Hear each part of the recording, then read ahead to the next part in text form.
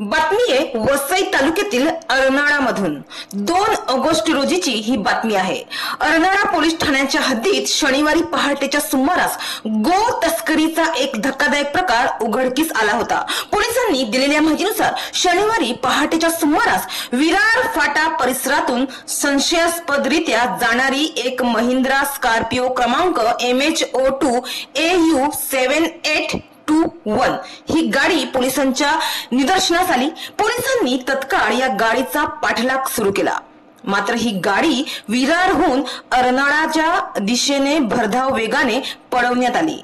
यावेळी पोलिसांच्या पथकाने पाठलाग सुरू ठेवत अर्नाळा हद्दीतील सुभाष लेन येथील जिल्हा परिषद शाळेजवळील तार कंपाऊंड परिसरात गाडीला अडविले।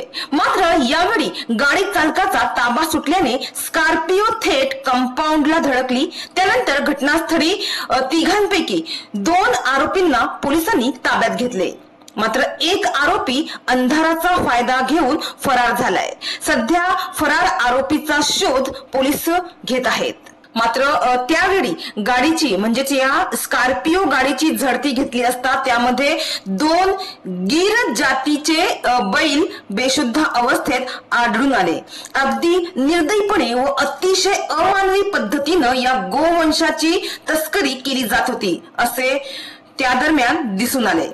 तर या दोन्ही बैलांना तत्काळ वाचून सकवार येथील गोशाळा येथे हलवण्यात आले आहे अशी माहिती मिळत आहे। तर सध्या पशुवैद्यकीय अधिकाऱ्यांच्या देखरेखीखाली त्यांच्यावर म्हणजेच या 2 बैलांवर उपचार सुरू आहेत। तर या प्रकरणाचा पुढील तपास अर्नाळा पोलीस करीत असून या तस्करीमध्ये कोणते इतर गुन्हेगारी जाळे सक्रिय आहे का याचा शोध घेतला जात आहे। मात्र या घटनेने अनेकांकडून संतापच व्यक्त केलं जात आहे।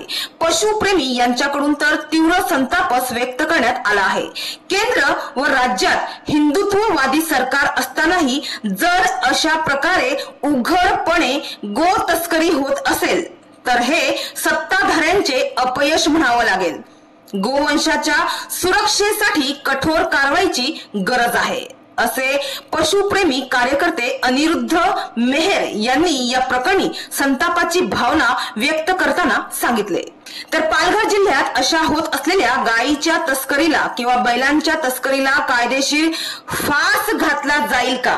हा तस्करीचा धंदा मोडीत काढला जाणार का?